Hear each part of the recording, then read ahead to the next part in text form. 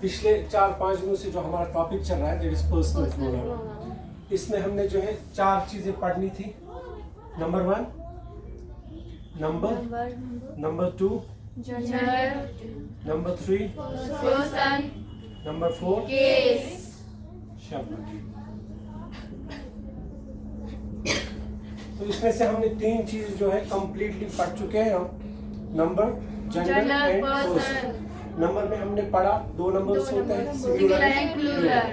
Singular means the pronoun which is used for the name of one entity and plural means the pronoun which is used for the name of two और more. उसके बाद हमने gender की बात की है। Gender में हमने पढ़ा the term denoting whether the pronoun is used for the name of male entity और फीमेल एंटिटी। तो इसमें हमने 4 जेंडर्स पढ़े, masculine, feminine, common and neutral. तो मैस्कुलाइन में हमने पढ़ा the gender which denotes the pronouns which are used for the name of male entities only. और फेमिनाइन में हमने पढ़ा वो प्रोनाउंस जो सिर्फ फीमेल एंटिटीज के लिए इस्तेमाल होते हैं, वो फेमिनाइन जेंडर में आते हैं। उसके बाद हमने कॉमन पढ़ा which are used for both male and female entities. और उसके बाद हमने पढ़ा neutral which are used for the name of non living. उसके बाद हमने पर्सन पढ़ा। पर्सन में हमने कहा the term denoting whether the pronoun is used for the name of entity speaking to, for the name of entity spoken to, for the name of entity spoken about. ठीक है, ये 3 person हमने पढ़े। नाम इनका दिया हमने first person, second person, third person. First person means speaking to, second person means spoken to, third person means speaking about. हां, इसके बाद हमने केस जो है केस डिफाइन किया। Case is the term denoting the position और purpose of a pronoun, यानी कि जो एक प्रोनाउन की जगह या पर्पस जरूरत बताए सेंटेंस में कि प्रोनाउन किस जगह इस्तेमाल करना है या प्रोनाउन किस लिए इस्तेमाल करना है सेंटेंस में। तो हमने 4 केसेस की बात की वहां पे। क्या क्या? Subjective case, objective case, possessive case and reflexive case. उसमें से हमने 3 आज तक खत्म किए हैं। थोड़ा सा हम रिपीट करेंगे, उसके बाद हम अपने टॉपिक पे जाएंगे। ठीक है, हमने पढ़ा सब्जेक्टिव केस।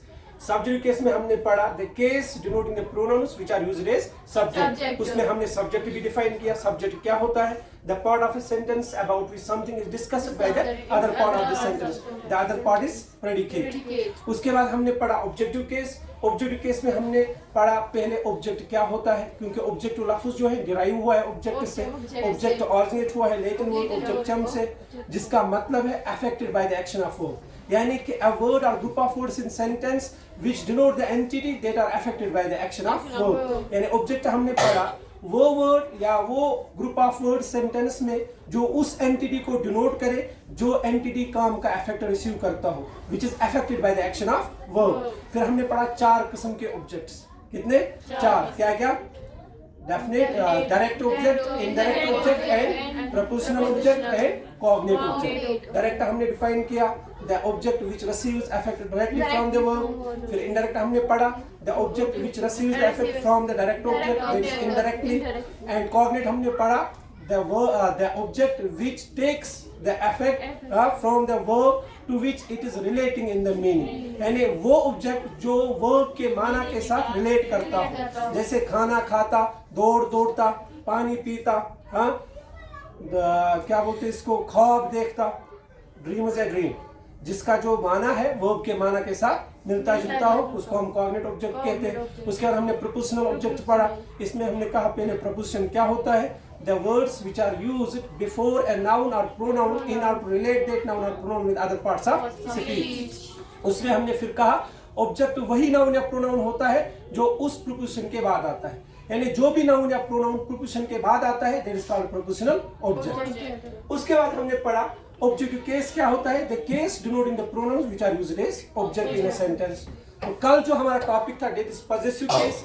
पॉजेसिव केस में हमने पढ़ा पहले पॉजेसिव क्या होता है। पॉजेस लफ्ज जो है, पॉजेसिव लफ्ज डिराइव हुआ है पॉजेस से, पजेस ऑरिजिनेट हुआ है ओल्ड फ्रेंच वर्ड पॉसिडियर से, जिसका मतलब है होल्ड ऑन और टेक होल्ड। ठीक है, उसके बाद हमने पजेसिव प्रोनाउन पहले डिफाइन किया, the pronouns which are used to show position और बिलोंगिंग, पोजीशन और बिलोंगिंग, जिनसे हम किसी का कुछ पोजेस दिखाए कि ये क्या पोजेस करता है, या किसी की कुछ बिलोंगिंग दिखाए कि कौन किसको बिलोंग करता है या क्या किसको बिलोंग करता है। ठीक है, तो उन प्रोनाउंस को हम कहते हैं पजेसिव प्रोनाउन। उसमें से हमने फिर और एक चीज पढ़ा, पजेसिव एडजेक्टिव्स क्या होते हैं। वो पजेसिव प्रोनाउंस जो उसी नाउन के बिल्कुल सामने इस्तेमाल हो जिस नाउन के लिए वो पोजीशन दिखा रहे हो, जिस नाउन के लिए वो बिलोंगिंग दिखा रहे हो, उसको हमने कहा दिस इज पजेसिव एडजेक्टिव। और साथ में हमने एक और किस्म पढ़ा वहां पे, डिमॉन्स्ट्रेटिव प्रोनाउन। डिमॉन्स्ट्रेटिव प्रोनाउंस हमने डिफाइन किया था, वो प्रोनाउंस जो किसी एंटिटी की तरफ इशारा करने के लिए इस्तेमाल होते हैं। उसमें हमने कहा जनरली 4 प्रोनाउंस होते हैं, दिस दैट दिस दोस, लेकिन कभी कभार हम उसमें एक डमी सब्जेक्ट इस्तेमाल करते हैं, दैट इज इट। ठीक है, डमी सब्जेक्ट होता है नकली सब्जेक्ट, समझा? हाँ, यानी कि सु असल वन मेन कथ एक सब्जेक्ट मगर तमिस सब्जेक्ट ब्रोह ब्या सब्जेक्ट तमसी सब्जेक्ट डिनोट करने खतर इस्तेमाल करें। जस्ट लाइक हम कहते हैं it is the boy home I slept yesterday, यही वो लड़का है जिसको मैंने कल थप्पड़ मारा। ठीक है, तो इट इज द बॉय की जगह मैं ये भी कह सकता हूँ he is the boy home I slept yesterday, वो लड़का है, वो वही लड़का है जिसको मैंने कल थप्पड़ मारी। लेकिन ये ही की जगह में पहले इट लाता हूँ, फिर इसको डिनोट करता हूँ, इट इज द बॉय, यही वो लड़का है, होम आई स्लेप्ट यस्टरडे, जिसको मैंने कल थप्पड़ मारा। तो इट जो है ये मैंने पहले एज ए नकली सब्जेक्ट मेन सब्जेक्ट के बदले इस्तेमाल किया ताकि मैं इस सब्जेक्ट पे जोर दूं, एम्फेसाइज करूं, स्ट्रेस दूं। ठीक है, तो ये हमने कल पढ़ा था। फिर हमने डिफाइन किया था पजेसिव केस। पजेसिव केस वो केस होता है जो उन प्रोनाउंस को डिनोट करे जो प्रोनाउंस किसी की बिलोंगिंग दिखाए, किसी की पोजीशन दिखाए। आज जो हमारा टॉपिक है that is the last one of the personal pronoun, that is reflexive case.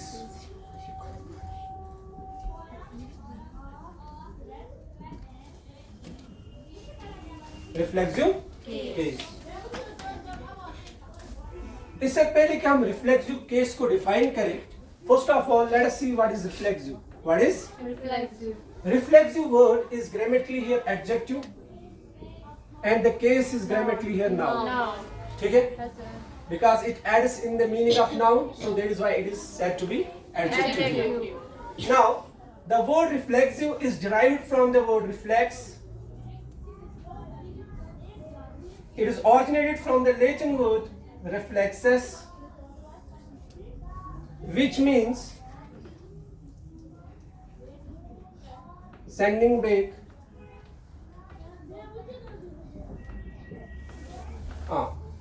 हमने पढ़ा है ऑरिजिन में कि जो लिटरल मीनिंग होती है, ये जरूरी नहीं है कि लिटरल मीनिंग ही डेफिनेशन हो। लिटरल मीनिंग अलग हो सकती है, डेफिनेशन अलग हो सकती है, लेकिन यूजुअली जो देखा जाता है, जनरली जो देखा जाता है, डेफिनेशन जो है वो एक्सप्लेन हो जाती है लिटरल मीनिंग से।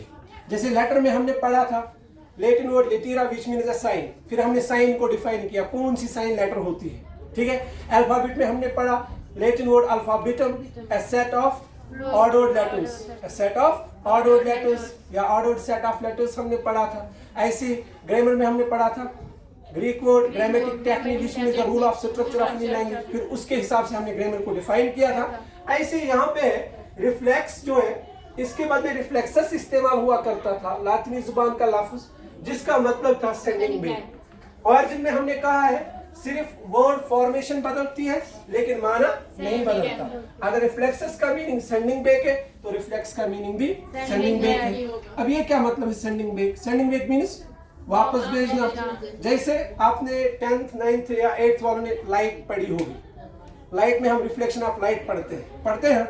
रिफ्लेक्शन ऑफ लाइट में क्या होता है, जब किसी ऑब्जेक्ट पे लाइट पड़ती है तो लाइट वापस जाती है, हाँ, या तो सेम डायरेक्शन में वापस जाएगी या उसकी अपोजिट डायरेक्शन में वापस जाएगी। ठीक है, लेकिन मेन मकसद है वहां पे वापस का, हाँ, बेंडिंग बैक या सेंडिंग बैक। वैसे यहाँ पे मसला है कि जो ये वर्ड्स होते हैं, आगे हम बात करेंगे क्या होते हैं ऐसे वर्ड्स जो कुछ दिखाए कि कुछ वापस जा रहा है, कुछ वापस भेजा जा रहा है। तो वापस क्या भेजा जाएगा वो मैं एग्जांपल से आपको समझाऊंगा।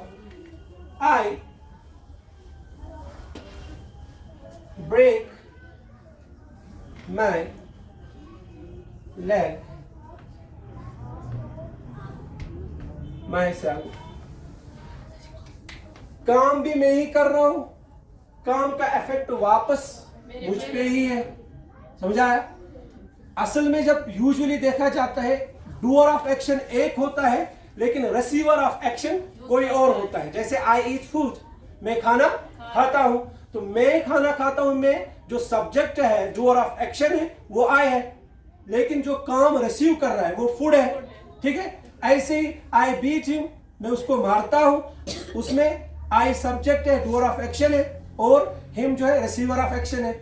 लेकिन कुछ एक्सेप्शनल केसेस में क्या देखा जाता है कि एक्शन जो करता है, जो डूअर ऑफ एक्शन होता है, उसको वापस उस एक्शन का इफेक्ट रिसीव करना पड़ता है।